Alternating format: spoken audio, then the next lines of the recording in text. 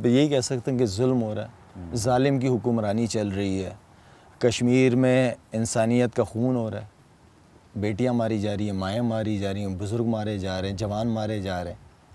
तो मेरा मतलब ये तो जुल्म हो रहा है ना। अब जुल्म चाहे किसी भी मज़हब के ख़िलाफ़ हो, जुल्म जुल्म है और जालिम जालिम है। आपको अपनी आवाज़ उठानी पड़ेगी। जो कश्मीर के अंदर 45-46 दिन हो गए, अभी तक वो लोग घरों के अंदर हैं। ये तो अल्लाह को ही पता होगा कि उनके ऊपर गुजर क्या रही है इस वक्त। तो हमारा फ़र्ज़ है आवाज़ उठाएं, जुल्म के ख़िलाफ़ आवाज़ उठाएं। और मोदी मेरे ख़्याल में जो ये काम कर रहा है, यार उसने जितना हिंदुस्तान का नाम दुनिया में ख़राब कर दिया ये हरकतें करके, इससे पहले हिंदुस्तान का नाम इतना कभी किसी वज़ीर आज़म ने ख़राब नहीं किया।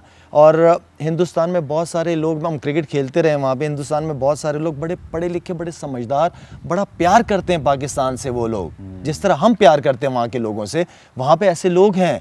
लेकिन मोदी जो है वो और उसके फॉलोअर्स, आई डोंट नो कि हिंदुस्तान को किस तरफ लेके जाना चाह रहे हैं।